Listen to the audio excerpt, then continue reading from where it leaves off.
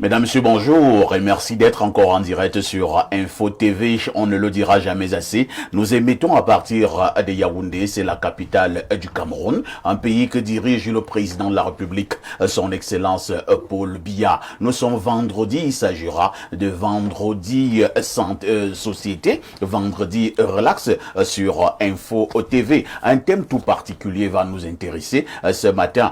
Que feriez-vous si jamais vous découvrez que votre partenaire travaille dans une morgue? Que ferez-vous si vous découvrez à la fin que votre partenaire exerce dans une morgue?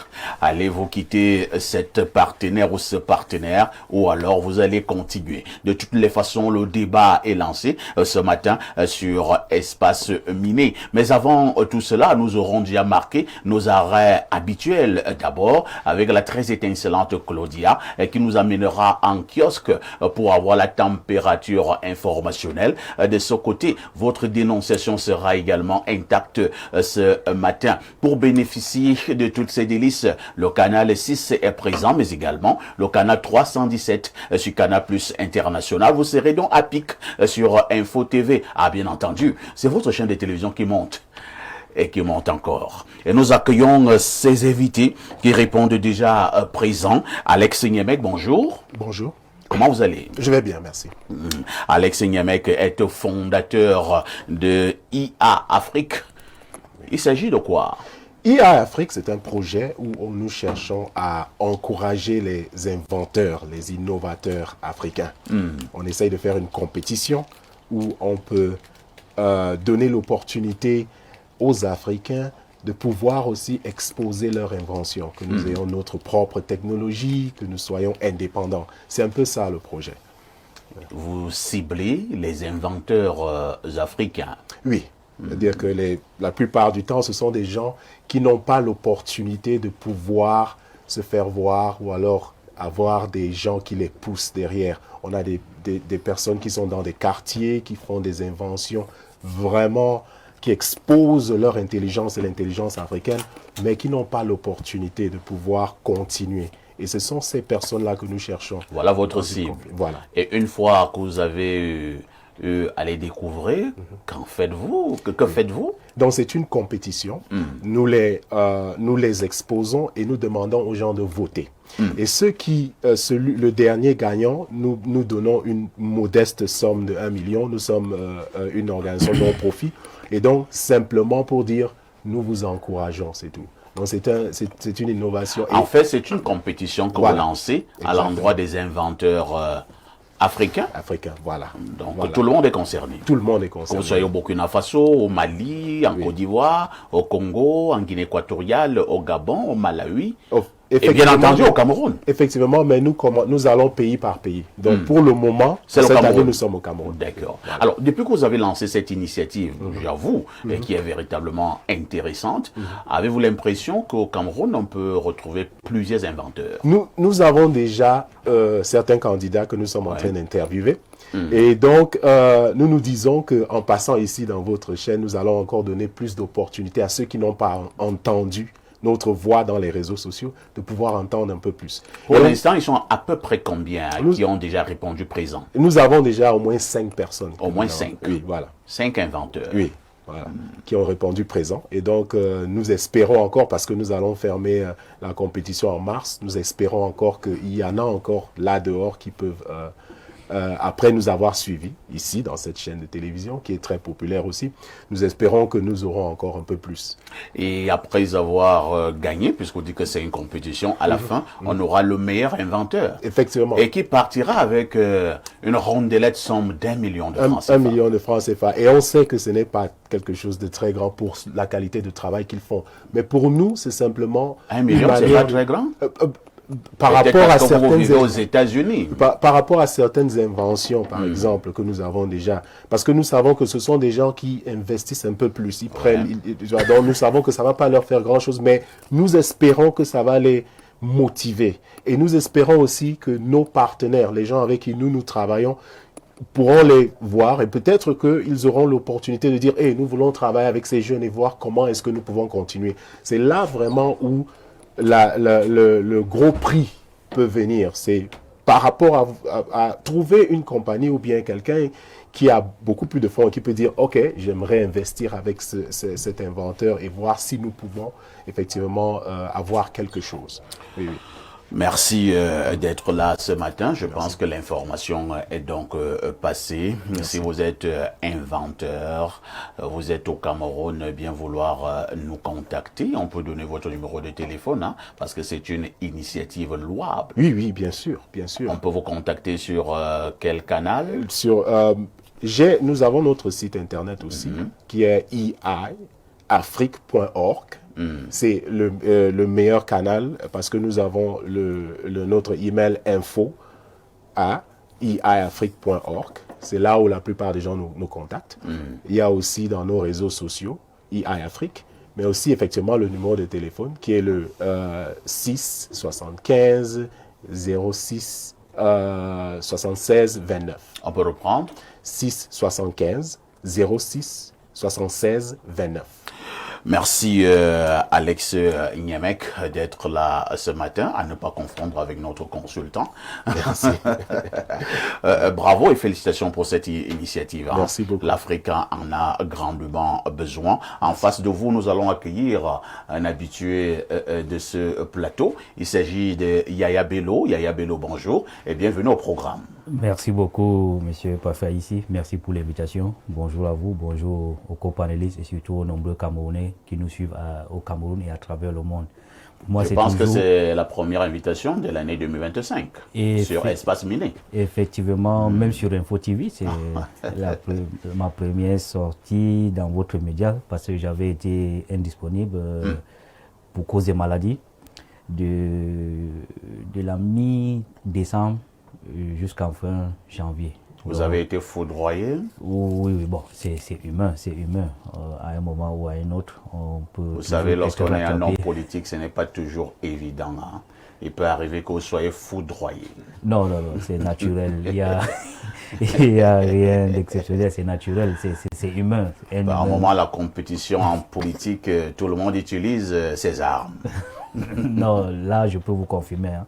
En ce qui me concerne, surtout ce cas, je crois que c'est naturel tout simplement et je crois que quand on me voit, on voit que je suis complètement rétabli, donc il n'y a aucun souci à ce fait.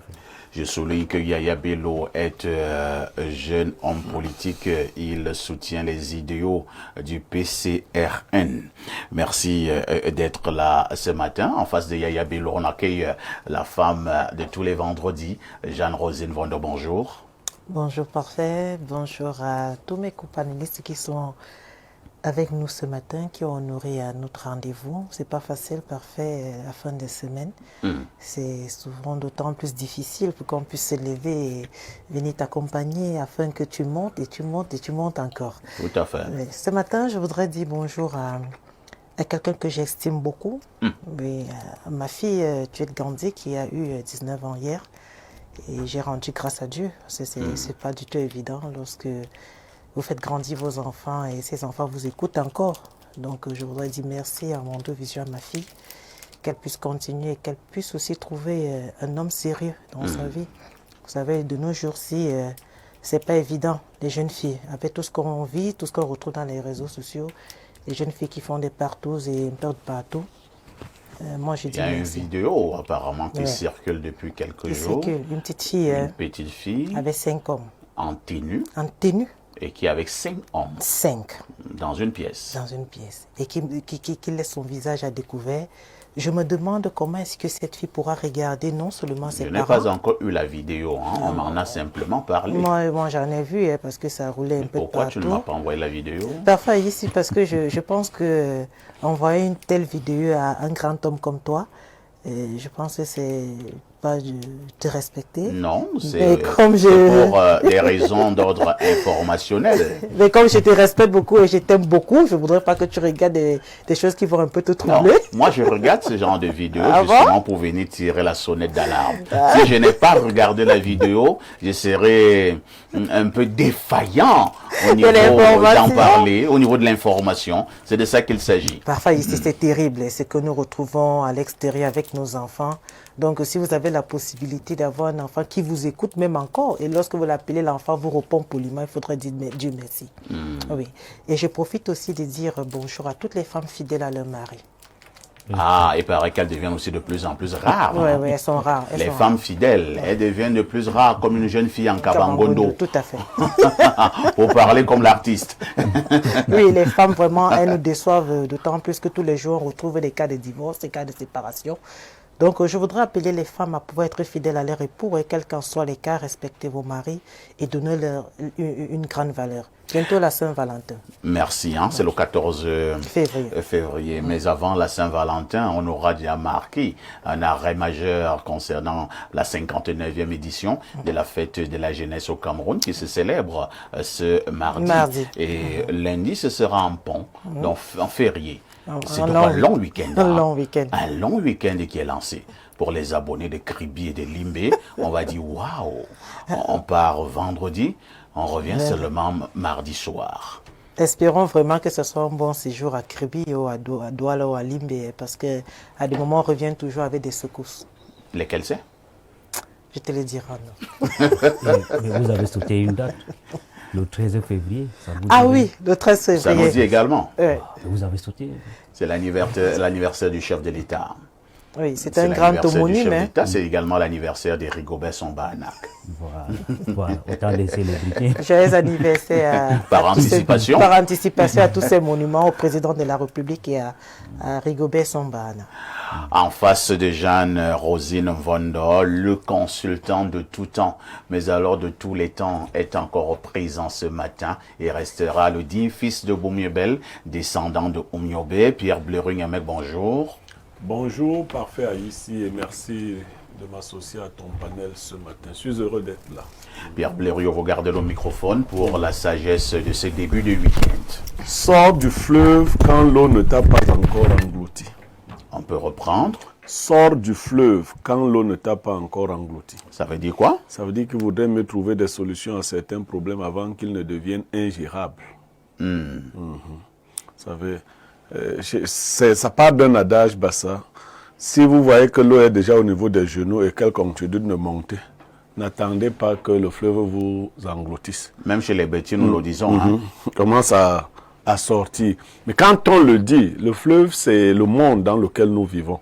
Des fois, tu te plonges dans une affaire, elle commence à monter, à te détruire. Et toi, tu n'y prêtes pas attention. Tu te dis, on peut remettre à demain. Il faut sortir du fleuve avant que l'eau ne nous engloutisse. Merci Pierre Blériot-Nyemek. Il nous a également retrouvés sur ce plateau. Lui, c'est justement un analyste socio-politique et nous l'accueillons comme cela se doit. Eric Achelko, bienvenue au programme. Bonjour Parfait, bonjour à ce riche panel, surtout bonjour à l'ensemble des téléspectateurs qui nous regardent de par le monde. Je voudrais sincèrement saluer la communauté musulmane qui est en train de s'apprêter à aller à la prière parce qu'aujourd'hui est un jour de prière. On leur dit salam alaikum.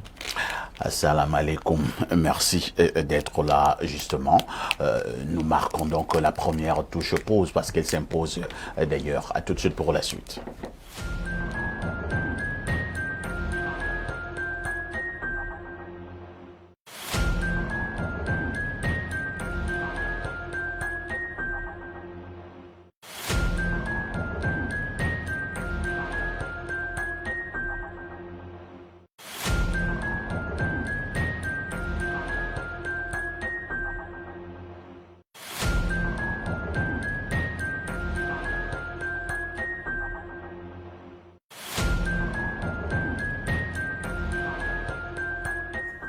Claudia Ancha, bonjour. Bonjour, Parfait ici. Bonjour à tous les téléspectateurs d'Espace Minier qui nous retrouvent nombreux ce vendredi relax. C'est un plaisir. Vendredi relax, vous Exactement. Aimez? Bien sûr. Vous êtes au courant de la problématique de ce matin? Oui, je vous suivais à l'extérieur. Oui, vous avez parlé ce matin de ces partenaires qui travaillent à la morgue. Si jamais votre partenaire vous dit qu'il est morgué, comment vous allez réagir? Non, il ne vous dit pas. Vous savez? Vous ne savez pas. Ah. Vous commencez à vivre avec un mec, c'est bien, oui. Tout est bien dans le meilleur du monde. un bon matin, vous découvrez qu'il travaille à la morgue. Quelle sera votre réaction? Il ne vous a pas dit, vous avez découvert. Ah là là, je ne sais pas comment je vais réagir. C'est vrai que le simple fait d'y penser, ça vous donne avez des des frissons. Mais parfois ici, c'est un métier comme tous les autres. C'est très facile de le dire. Hein. C'est très facile de le dire, c'est Mais vrai. pourquoi vous avez donc eu les frissons? Parce alors que c'est un métier comme tout le reste. Ça ne court pas des rues, c'est pas facile. Je ne sais pas comment je réagirais si jamais je découvre que mon partenaire est morgué. C'est vrai qu'on aura une très très très longue discussion. Parce que ces gens-là... On doit avoir une très très très longue discussion alors que c'est un métier comme les autres, comme vous venez de le dire. Enfin, si vous avez donc une très très très longue discussion, cela suppose que ce n'est pas un métier comme tout le reste. Il y a beaucoup de choses qu'on va devoir discuter. Si vous découvrez que votre partenaire est architecte, vous aurez une très très très longue discussion. Bon, la discussion cette fois-ci, elle sera un peu courte. Voilà. Un peu courte, mais avec un morgué, il y a beaucoup de points d'interrogation, je pense. D'habitude, on dit que si tu travailles dans une morgue, tu dois avoir des choses dans le ventre, tu dois être un bon petit sorcier ou une sorcière. Enfin, c'est ce que les gens disent. Je sais pas. En tout cas, ce sera le débat de ce matin. Merci d'avoir donné quelques pistes. Peut-on être morgué si on n'est pas sorcier? C'est un autre angle. Point d'interrogation. La petite Claudia nous a retrouvés, c'est pour une balade informationnelle en kiosque au Cameroun. Claudia, que disent les journaux? Parfait, ici, à la une, ce vendredi, ministère de la Recherche scientifique et de l'Innovation, le docteur Madeleine Tuente reçoit en audience le haut-commissaire de l'Inde à ce sujet. Dieudonné Van Hectré ce matin que le Cameroun et l'Inde ouvrent une nouvelle voie pour la recherche scientifique. Le tri-hebdomadaire à la météo rend compte en page 3. Et puis, présentation des vœux de Nouvel An. Le ministre du Commerce a reçu les siens hier, 6 février. En déroulant la feuille de route, Luc Magloire Mbargaya-Tangana appelle à un pacte républicain en 2025. Il exhorte également ses proches collaborateurs à être des missionnaires engagés dans le cadre de la lutte contre la vie chère. Le quotidien Info Matin a également compte sur cette actualité en page 4. Quelques jours nous séparent de la célébration de la fête de la jeunesse. Mutation vous propose de lire ce matin le livre de chevet intitulé Paul Biya et la jeunesse. L'ouvrage est du ministre de la Jeunesse et de l'Éducation civique, Mounouna Foutoum.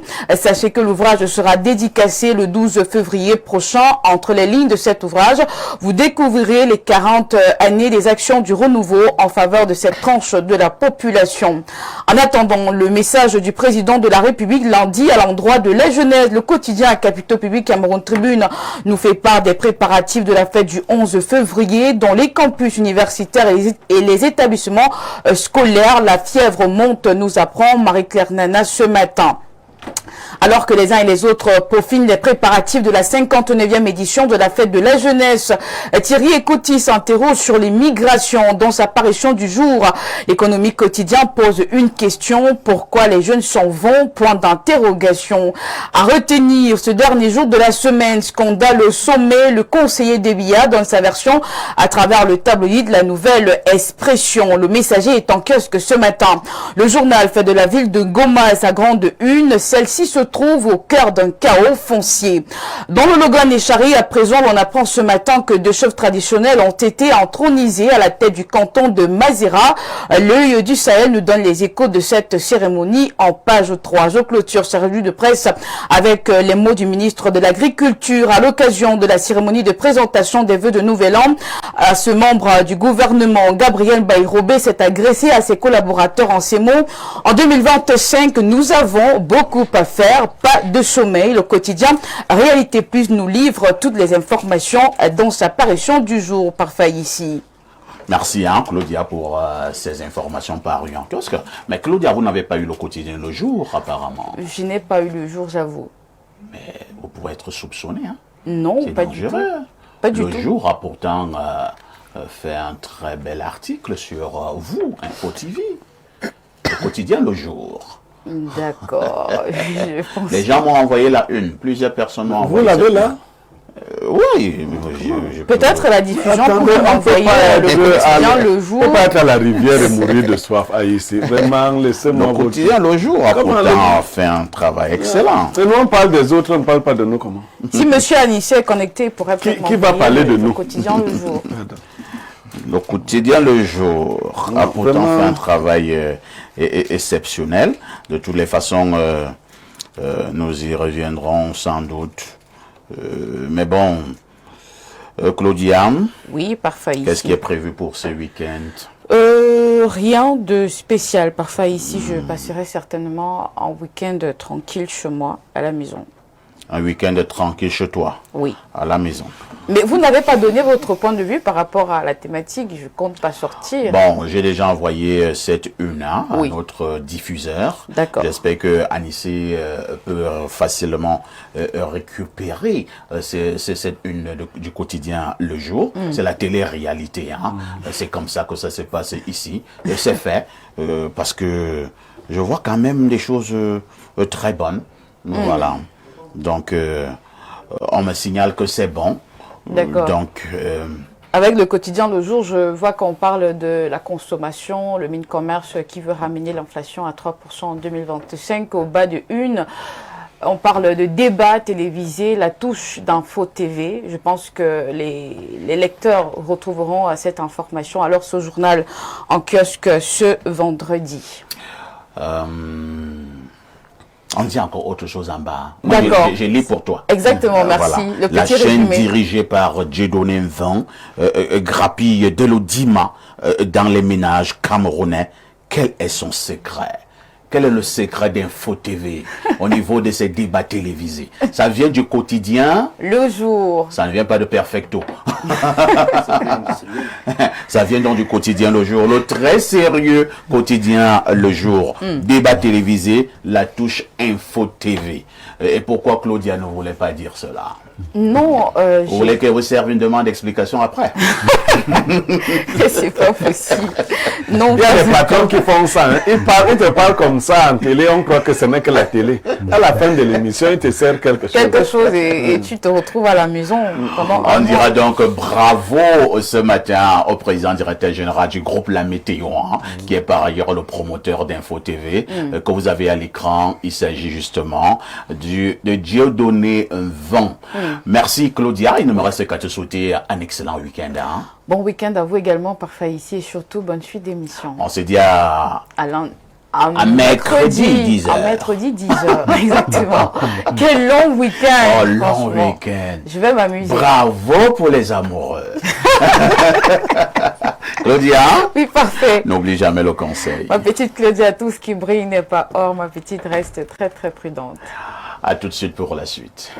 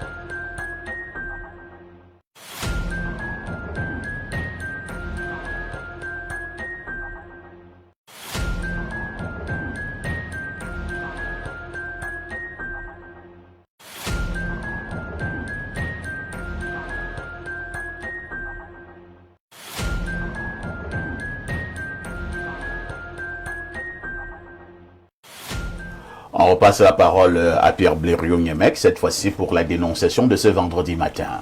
Alors, parfait, ici, il y a un phénomène que vous connaissez dans la diaspora, mais qui reprend de plus belle ces jours-ci. Le boycott de certains artistes. Ça a repris. Oh là là. À l'heure où nous parlons, l'artiste Belka Tobi est menacé de boycott en Europe pour avoir fait une émission sur Info TV. Ah bon? Oui. Vous êtes sérieux là, Blériot? Je dois vous le dire.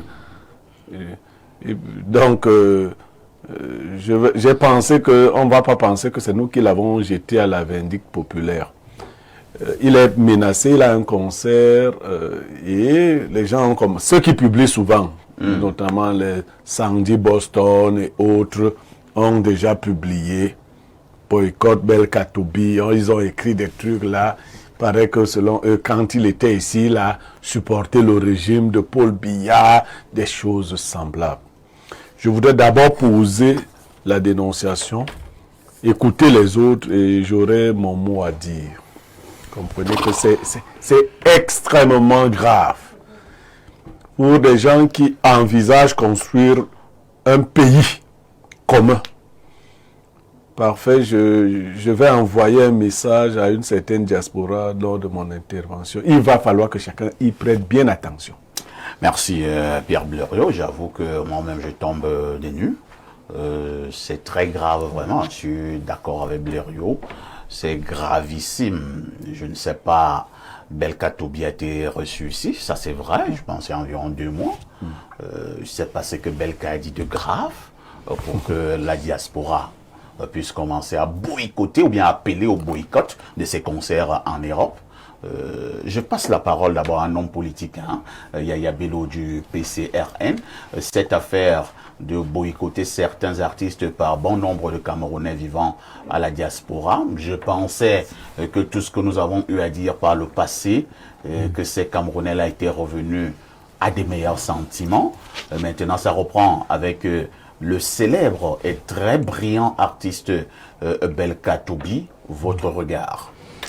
Alors, moi, je ne suis pas surpris parce que, vous savez, ce qui fait problème dans notre contexte, le Cameroun, que ce soit les Camerounais qui vivent au Cameroun ou alors les Camerounais qui sont dans la diaspora, c'est 2 choses, pour la plupart en tout cas.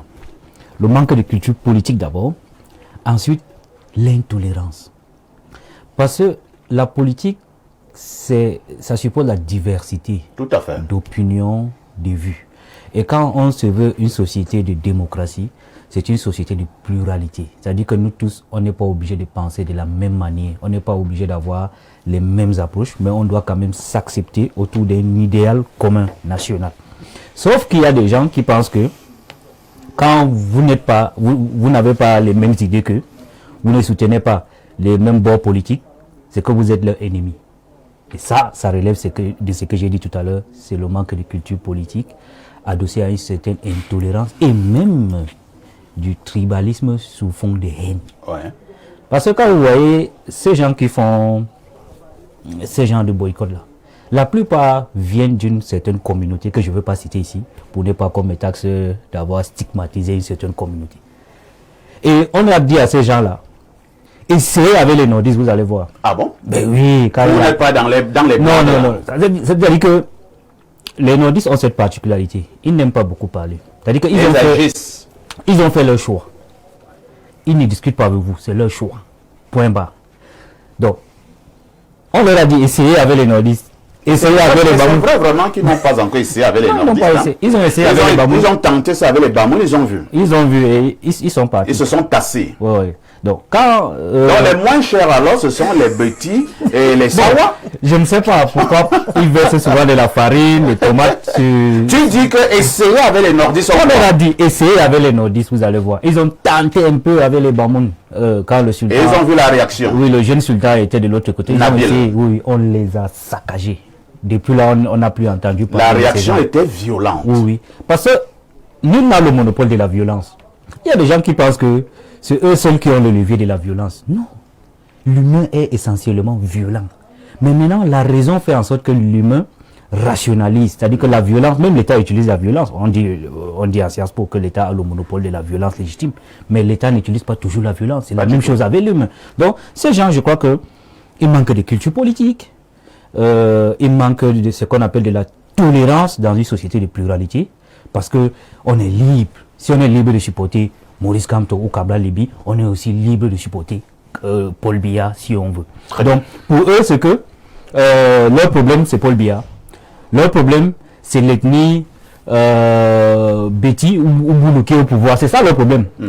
Il faudrait aussi que leur ethnie arrive au pouvoir. Or, dans un contexte de démocratie, ça ne se fait pas. Très bien. Merci Yaya Bello. On passe la parole à Eric Achilkor. Eric Achilkor, vous qui êtes justement analyste sociopolitique, vous avez du pain sur la planche. Yaya l'a relevé tout à l'heure.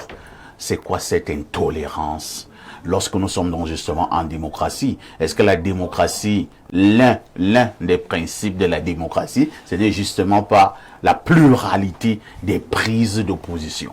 Alors, parfait, ici, en réalité, c'est vous qui le dites parce que ce comportement qu'on a observé dans la sociopolitique, dans l'espace sociopolitique camerounais depuis les indépendances, est resté le même. Et on a pensé justement, en tout cas ceux qui gouvernent, ont pensé que la démocratie pourrait résoudre ce problème parce que, voyez-vous, il y a justement une catégorie ou une communauté qui est essentiellement critique et qui se positionne souvent dans un ultranationalisme qui ne tolère pas ce qui est autour, les gens qui sont autour d'eux.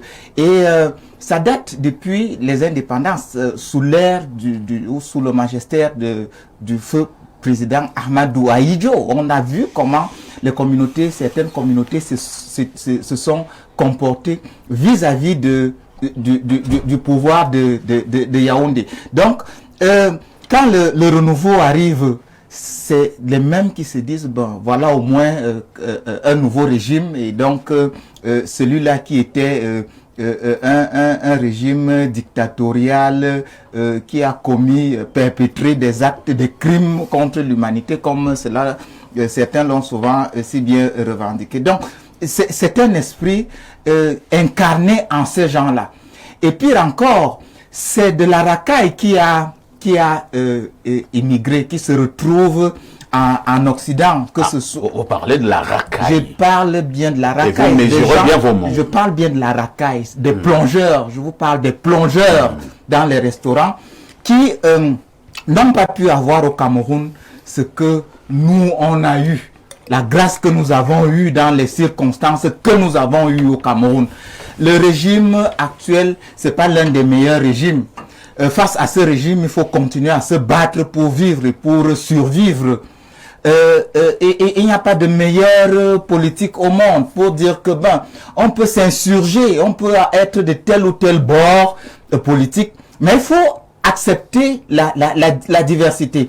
Moi, j'ai regardé avec beaucoup d'attention cette émission de Belka Tobi. Belka Tobi, c'est quand même quelqu'un qui a construit, qui vient de nulle part et qui a construit, n'est-ce pas, son parcours. Il a d'ailleurs relevé. Il vient de nulle part. Mais ces gens-là doivent comprendre que oui, on peut venir de nulle part et s'en sortir. Je ne vois en rien dans quel sens le régime actuel a aidé Belka Tobi à s'en sortir. Le régime, en fait, il aide qui? Il n'aide pas les individus. Un État n'aide pas les individus, mais il aide l'ensemble de ses citoyens. Donc, c'est effectivement une communauté. Quand je parle de communauté, ça veut dire ces immigrés de France qui se retrouvent dans un... Pas seulement la France, hein? Non, en fait, c'est... Dans beaucoup d'autres États européens aussi, et même américains. C'est les mêmes gens.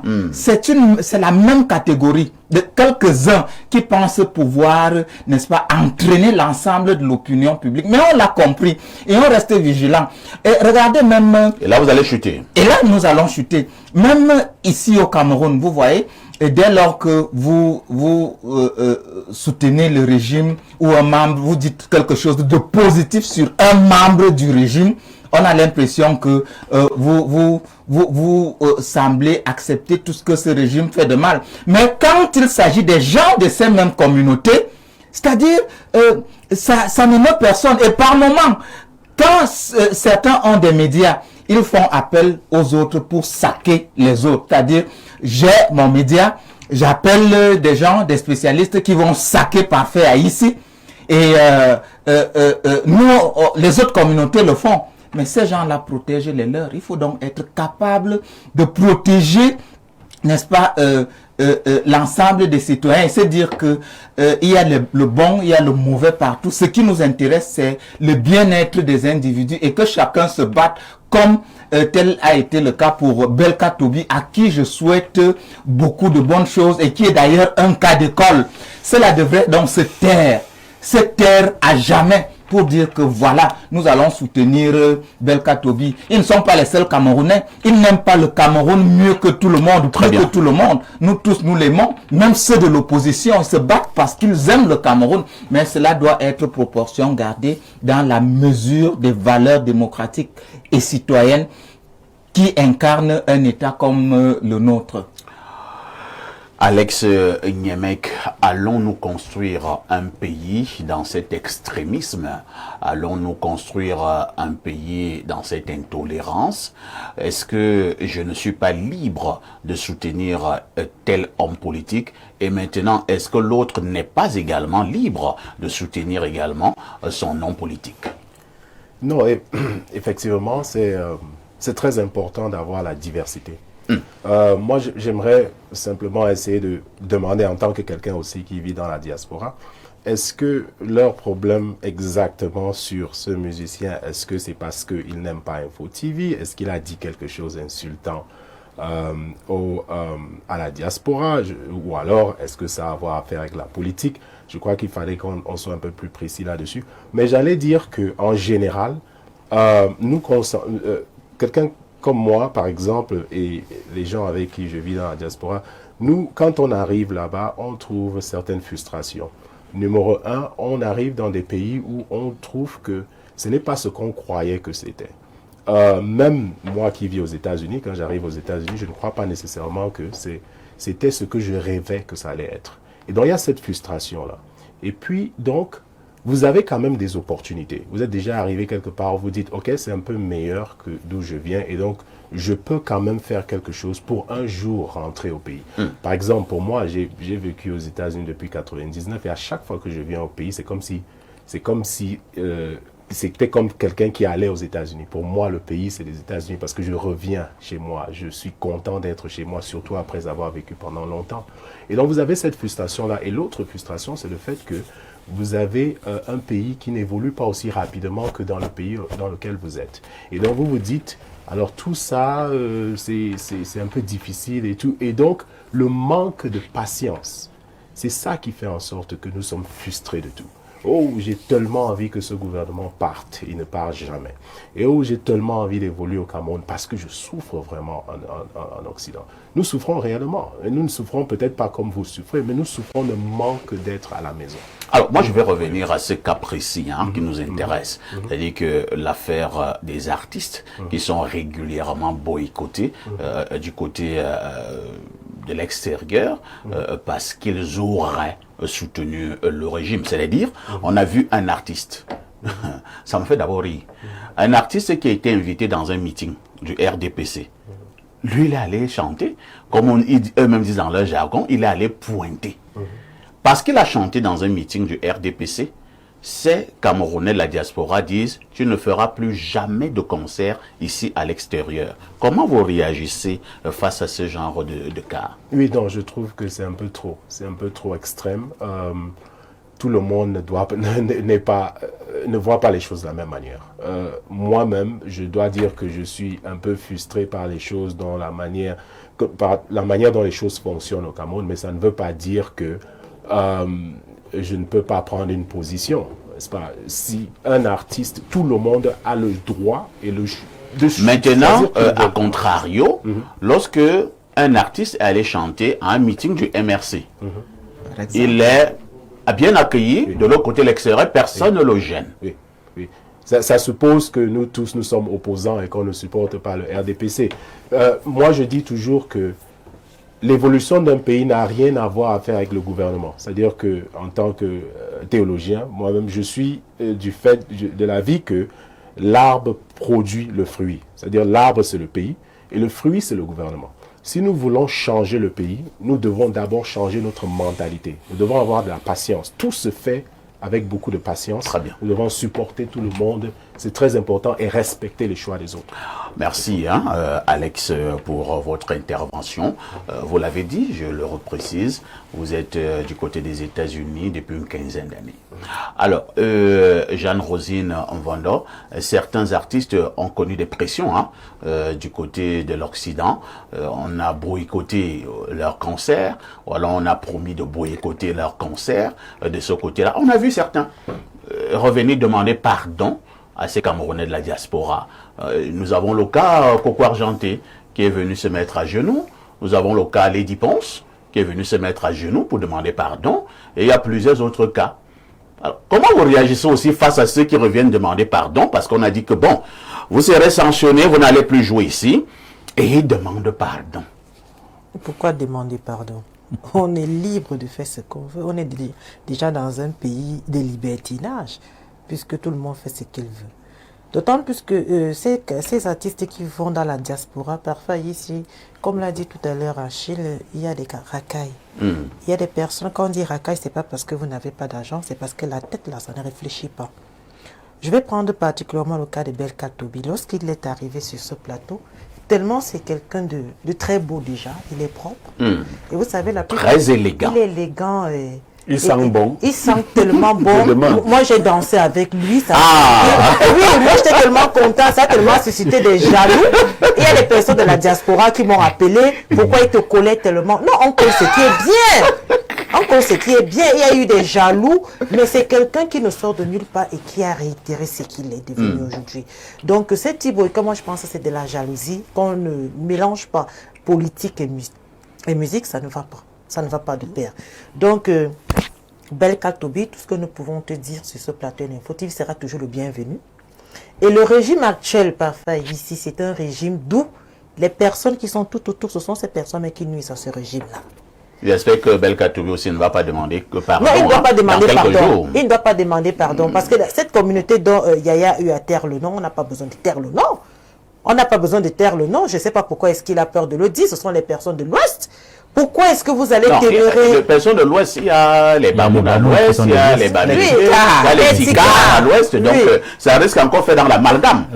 Est-ce que les Tika interdisent aux artistes d'aller jouer en Europe? Est-ce que les Bamoun le font? Ils n'ont pas de droit. Voilà, donc voilà pourquoi il dit que ne dites pas simplement de les personnes de l'Ouest.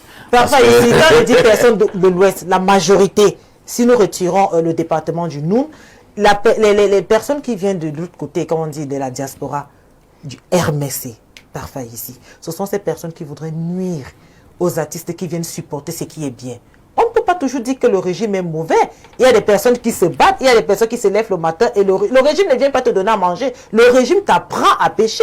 Donc, ce dont nous déplorons au Cameroun, c'est de la jalousie. Parfois ici, quand vous faites bien, les gens ne vous aiment pas. Très bien. Oui.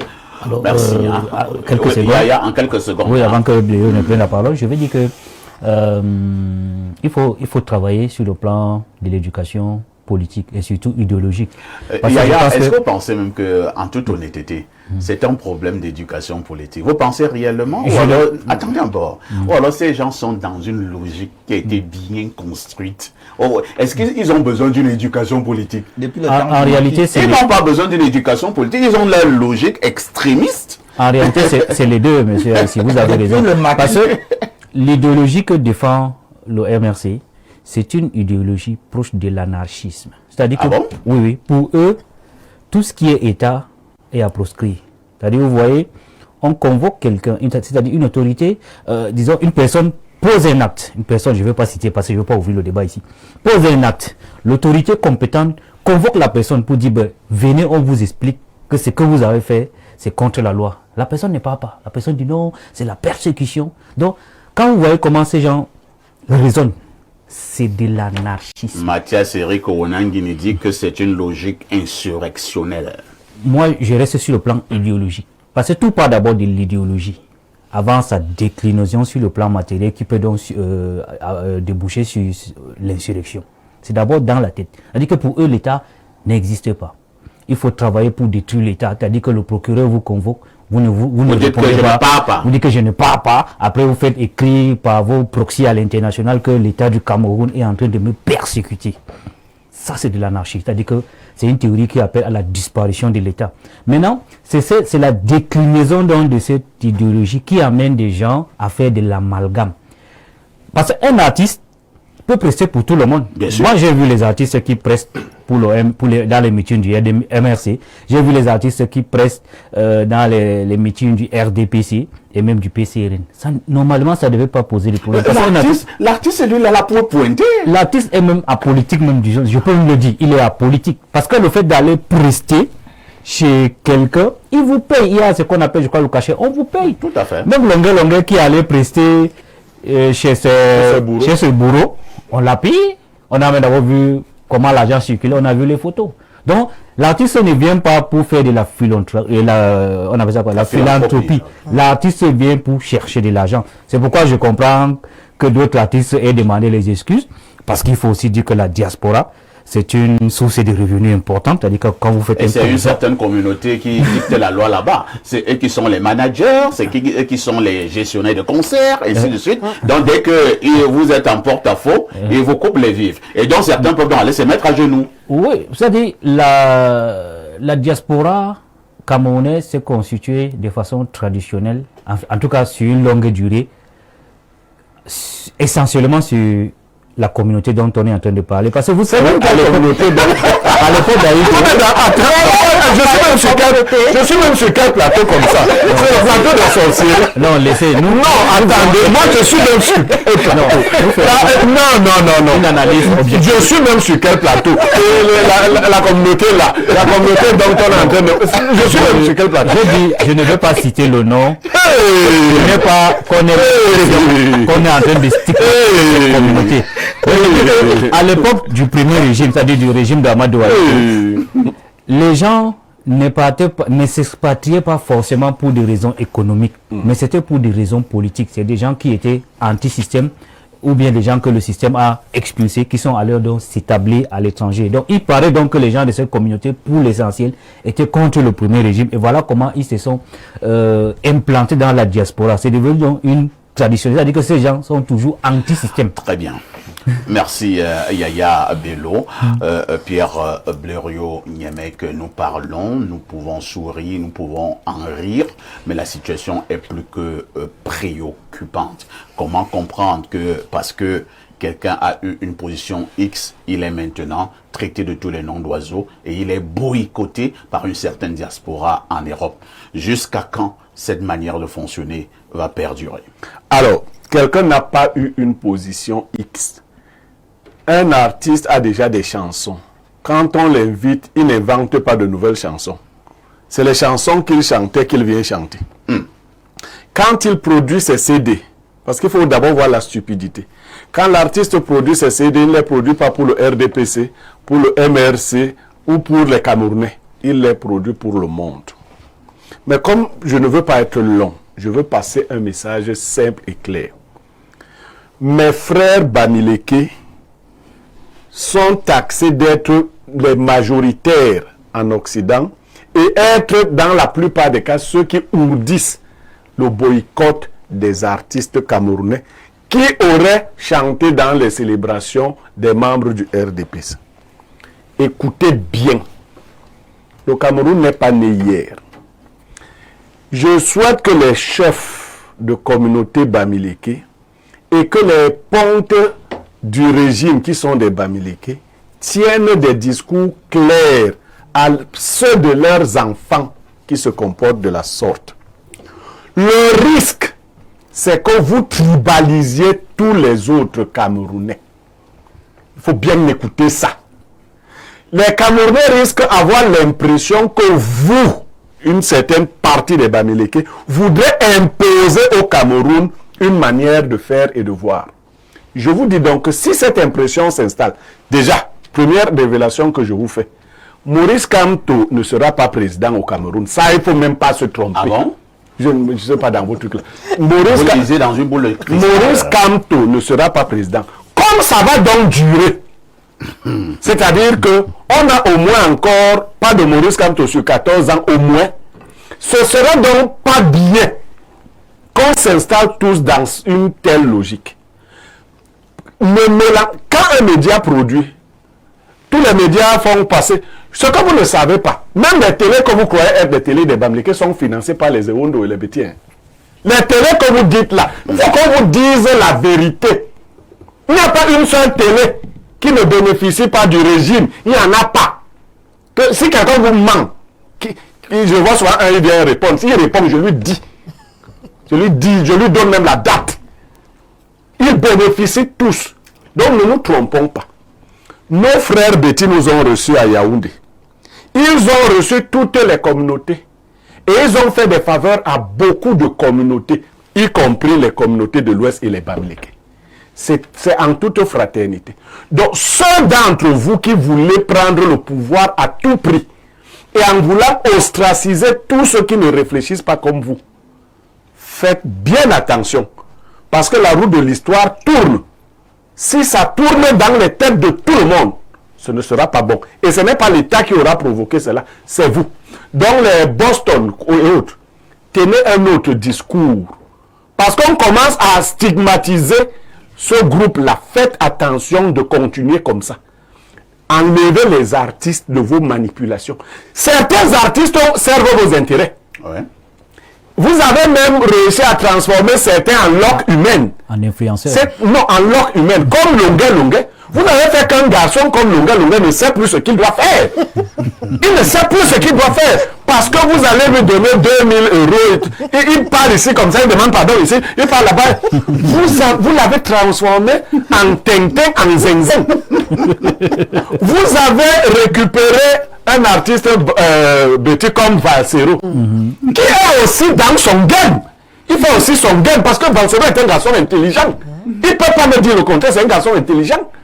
Vous avez pris certains journalistes qui sont obligés d'insulter leurs frères de communauté sur les plateaux et qui n'ont pas le droit d'insulter une communauté adverse. Cette façon de faire, ne pensez pas que... Arrêtons ça, nous tous, très tôt. Moi, quand je parle, les Bassa disent que je tire sur les Bassa parce que je n'ai pas appris un Cameroun qui était un Cameroun de tribalisme, de tribu. J'ai appris à être quelqu'un de correct. Très bien. Donc, voilà Bel Katobi. Boycottez Bel Katobi. Moi, c'est ce que je vous dis. Boycottez. On verra si ma parole ne s'entend pas. Boycottez Bel Katobi. Merci. On va lire les nombreux messages enregistrés. Bonjour Perfecto et à ton panel. L'adage là est même pour toi, mon frère, car j'ai suivi à Facebook une dame en train de te saboter et je lui ai dit qu'on ne couvre pas la lumière du soleil. Perfecto est notre soleil, alors qu'elle croupisse seule dans ses humeurs de jalousie. Merci. Hein. Autre message ce matin. Il y a quelqu'un qui dit ici, merci beaucoup Niemek, c'est parce que tu es déjà polygame. Je te donnais ma fille. Je n'arrête pas. C'est vrai qu'il y a une de mes femmes qui dit que la porte est fermée. Elle a même dit au PDG. Mais c'est pas elle qui avait ouvert la porte. Autre message ce matin. Bonjour le panel. Sacré Yaya Bello, tu nous ouvres les esprits. Ils sont anti-système. Tant que l'un d'eux n'est pas à la tête de ce pays, tout est noir. J'espère qu'ils suivront le conseil de l'oncle Niemek. Autre message ce jour. Bonjour. Le Percy a signé avec Kamtoto. Moi, je ne sais pas un Camerounais qui s'appelle Kamtoto. Hein. Donc, bien vouloir donner un peu plus de précision. Bonjour parfait à ici et à ton panel. Dame Vondor, tu es une blessée de guerre. Digère seulement. Il dit le prochain, je ne sais pas ce qu'il dit, hein, dont le seul programme est la haine et fait ombrage au MRC, vous ne parviendrez pas à vos objectifs. Les Camerounais vous ont découvert dans votre fourberie. Nous voici sur, il y a 6 Camerounais, c'est qui nous a découvert. Autre message ce matin. Tu vois les Camerounais là. Je prends rapidement ce message qui m'arrive de la France. C'est Stéphano depuis Paname. Qu'est-ce qu'il dit? Bonjour parfait ici et toi d'Albert, ainsi qu'à Pierre Pierre Blériot, Paulin Yemek, les deux compagnons fidèles et qui ne se lâchent jamais et qui ont quitté la télévision africaine ensemble et qui sont partis à la chaîne qui monte et qui montent encore ensemble. Par rapport au boycott, parfait, j'ai une question. Si tu n'as rien à faire de tes journées, tu manges rarement, tu dors sur les cartons avec l'hiver accentué ici présentement. Et pire, ça fait plus d'1 an, tu n'as pas bombardé le Kosovo. Tout ce qui te reste à faire pour t'occuper, c'est boycotter. À ces gens-là, j'ai gardé un morceau choisi. Ce gars est fort. Si tu es né con au Cameroun, même au Bangladesh, tu seras toujours con. Rien ne peut changer. C'est Stéphano depuis Paname. Merci Stéphano. Autre message ce jour. Que dit le téléspectateur? Oh là là, message trop long, hein? Bonjour Perfecto, ce matin tout particulièrement, je veux marquer un arrêt mineur pour saluer un grand homme. J'ai nommé Dieudonné Vent, un chef d'entreprise qui emploie d'autres chefs d'entreprise, Pierre Blériot, Jeanne Vondo et j'en passe. Un grand homme qui nous montre qu'on peut être grand sans avoir un hymne à sa gloire qui passe en boucle comme jingle à tort et à travers dans sa chaîne. Suivez mon regard. Un grand homme qui ne déchausse pas ses employés mais se bat à ce que ceci soit toujours bien chaussé comme Perfecto. Vive Dieudonné Vent, vive Info TV, vive Parfait ici, le fer de lance du journalisme.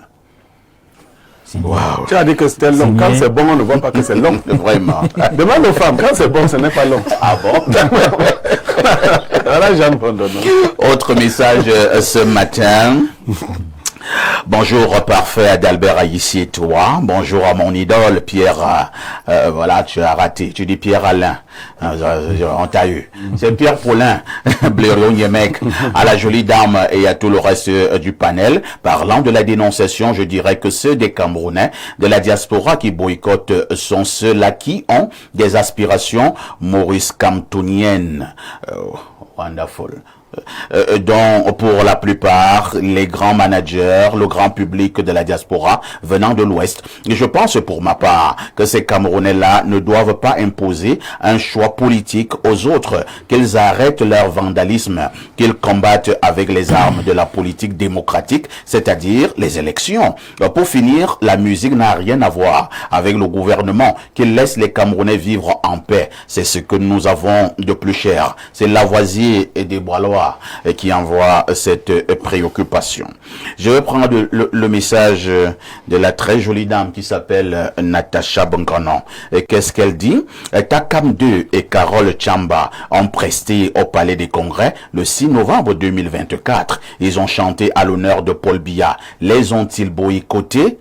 Vivement qu'ils arrêtent ça. Je reprends ce message. Très belle question. Takam 2 et Carole Chamba ont presté au Palais des Congrès le 6 novembre 2024. Ils ont chanté en l'honneur de Paul Biya. Les ont-ils boycottés? Vivement qu'ils arrêtent ça. La démocratie n'est pas la guerre, c'est un combat d'idées. Je vais encore aller bien vérifier si Takam 2 et Carole Chamba ont chanté au Palais de Congrès. Parce que, alors, mon voisin d'à côté me dit oui, Eric Haché encore dit oui. Mais ils n'ont pas été boycottés en Europe. 2 poids 2 mesures. Revenant à la dénonciation Perfecto, si c'est comme ça que ceux-là qui veulent prendre le pouvoir au Cameroun vont gérer les avis divergents, alors un seul mot, Paul Biya, ayop, ayop, ayop, ayop.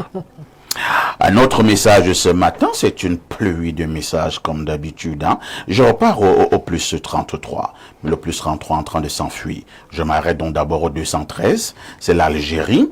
Bonjour le plateau. Franchement très déçu par vos analyses ce matin. Moi qui suis bamiliqué et fan de Info TV. Mais que Blériot Yemek sache que le peuple bamiliqué est le peuple le plus tolérant, le plus fair-play et le plus pacifique au Cameroun. Un peuple persécuté et toujours attaqué, mais qui est toujours resté serein. J'ai juste peur du jour où ce peuple va faire comme les anglophones. Si les anglophones ont tenu le coup avec des simples fusils de chasse, alors imaginons la suite. La tolérance n'est pas un signe de faiblesse. On t'a très bien compris, toi qui es fan d'Info TV.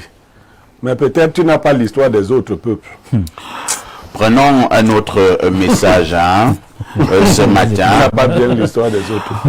Bonjour le panel. Nul n'a le monopole de la violence. Les Sabitou de l'Ouest seront désagréablement surpris. Autre message ce jour. Bonjour parfait à ici et au panel. Pour la dénonciation, pour moi, c'est simple. Ils boycottent un artiste d'une communauté. On les cherche dans nos arrondissements et départements ici au pays. Chacun va donc rester chez lui. Arrêtons d'être complaisants avec les Bamileke, même si tous ne font pas cela. Mais au moins, ils réfléchiront à 2 fois avant de poser cet acte, car leurs familles sont ici au Mboa. Maintenant, l'ambassade du Cameroun là-bas doit interpeller ces personnes à l'étranger. L'État doit protéger ses citoyens, artistes et autres, même à l'étranger. C'est Thierry à Emana qui envoie cette préoccupation. On va prendre 2 ou 3 dernières préoccupations. Allons au 212, c'est le Maroc. Que dit le téléspectateur du Maroc? Bonjour tonton Adalbert, le longuet de la modération. Non! J'ai dit 3 fois non. Non! J'ai dit 3 fois non. Mauvais esprit sort quand il ferme sa bouche ou quand il chante et au rigobert son de la consultation. Oui. Quand il coche la RCA. Oui. Tonton Adalbert, hier avec monsieur Olingui, vous avez rapidement évoqué une problématique intéressante. Faire un métier que l'on aime malgré un revenu limité ou privilégié. D'accord. La suite, l'humilité précède la gloire. La télévision précède Haïti. Bonjour beau papa, la belle Katobi de la modération devant les amorcés du micro. Tonton et toi, j'aimerais te faire part de mon ressenti par rapport à l'émission d'hier. Je trouve que le débat manquait cruellement d'équilibre, non seulement en termes de nombre de panélistes, mais surtout au niveau de la qualité des arguments présentés. Le camp défendant que la sorcellerie est entièrement négative n'avait pas, selon moi, les ressources nécessaires pour contrebalancer les arguments des spiritualistes. Résultat, le débat a penché fortement d'un seul côté, donnant l'impression que l'issue était jouée d'avance. Je pense que la présence d'un intervenant comme Alain Douk aurait pu apporter une meilleure balance. Il a non seulement une bonne connaissance des aspects spirituels, mais aussi des références historiques solides, ce qui aurait permis au public d'assister à un échange plus équilibré et plus enrichissant. Ce n'est pas une question de faire gagner un camp ou un autre, mais plutôt de garantir un vrai duel d'idées où chaque opposition est défendue avec sérieux. Peut-être que pour les prochaines émissions, il serait pertinent de veiller à cet équilibre afin d'offrir un débat plus percutant et captivant. Pour chuter, voici la sagesse du jour. Celui qui est impatient d'avoir un enfant épousera une femme enceinte. Signé ton beau-fils en bain. Donc, un beau-fils en bain. Une chose s'impose.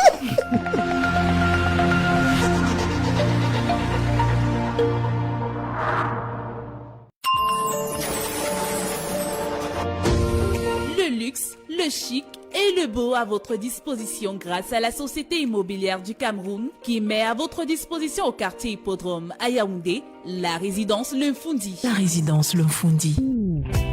La résidence L'Infundi est un immeuble constitué de 152 appartements au standing de type T1, T2, T3, T4, T5 et T6 avec des surfaces utiles allant de 18 à 445 mètres carrés et d'un espace de commerce d'une surface globale de 954 mètres carrés. La résidence L'Infundi, c'est 4130 mètres carrés de parking pour 134 places, 3070 mètres carrés d'espace commun, 4 ascenseurs, 2 groupes électrogènes de puissance globale de 800 kVA, un forage, un système de sécurité incendie, une bâche d'eau et une station d'épuration. Réservez et achetez dès maintenant votre appartement au standing ou votre espace de commerce. Pour toute information, contactez la division commerciale et marketing de la SIC au numéro 695 89 98 49. 695 89 98 51. Société immobilière du Cameroun, la volonté de mieux vous loger. À l'approche de la Saint-Valentin, avez-vous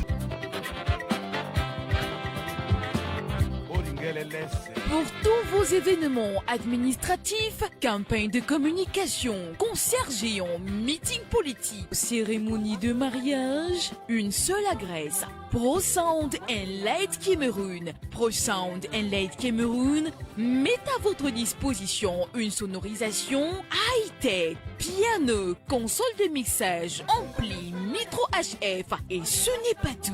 Pro Sound and Light Cameroun, c'est aussi le rendez-vous avec l'écho des haut-parleurs pouvant couvrir des lieux de 500 à 5000 personnes. Briller avec un système de lumière intelligente sur des podiums modulables.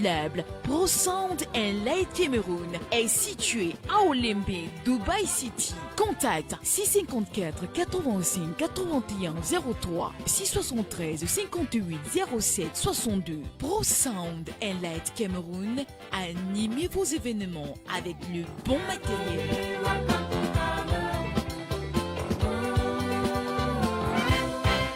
Le riz Big Joe, tellement on en a parlé que je ne calculais même pas ça. Je me suis retrouvée en train d'acheter ça. 15 000 francs le sac de 50 kilos.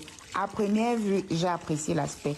Comme le riz mémé cassé est vraiment petit grain, je pensais que ça allait être gros, ça à l'amidonné. J'ai mis dans l'eau, c'était plutôt propre. Pas de déchets. Les Congosa que je suivais sur Facebook, moi je n'ai vu aucun déchet à l'intérieur. J'ai cuit normalement comme le riz normal. Excusez la tautologie. Pas de collé, pas de grain. Vraiment, c'était bon. Vous-même regardez. J'ai même fait la boule, j'ai décoré, j'ai mis mon fiang au window. Sauce cacahuète. Trop bon. J'ai apprécié. Vraiment, imaginez un peu, si je mettais un peu de cannelle pour parfumer, ça allait ressembler. Les éditions découvrez cette analyse captivante. Bizarre. Est-ce qu'il y a quand même des métiers qui sont compliqués? Alors, moi, je pense que tous les métiers se valent dans la mesure où la finalité d'un métier, c'est de pouvoir gagner sa vie. Et en tant que tel, peu importe le type de métier, un métier est un métier parce qu'il sort, par exemple, c'est prescrit par l'islam. Quand on meurt, on ne garde pas le corps à la morgue comme on le fait aujourd'hui. La morgue telle que nous la vivons aujourd'hui, il y a pratiquement 20 ans, 30 ans en arrière ou même 35 ans, nous n'avons pas connu, nous ne l'avons pas connu ainsi. Donc, ces premiers soins, ces premiers contacts, tout le monde doit donc les connaître. Tout le monde doit être morguier. Parfait, ici, tu dois être le premier morguier de ta famille en tant que chef de famille. C'est de ça qu'il s'agit. Qu'est-ce que tu me souhaites comme ça? Je dis que tu dois être le premier morguier de ta famille. Ce n'est pas que... Hein, oui, mais c'est de ça qu'il s'agit. Moi, je me dis... C'est quoi ce rôle? Oui. Lorsque vous avez un enfant, on est aujourd'hui, on est sûr qu'on mourra demain. Quand votre proche s'en ira, qui va lui administrer les premiers soins en tant que vous allez faire appel à quelqu'un d'autre ou alors... Donc vous devez être celui-là qui prend soin de votre mort. Donc vous devez être le premier morguier. Et maintenant, les hommes doivent s'occuper des hommes.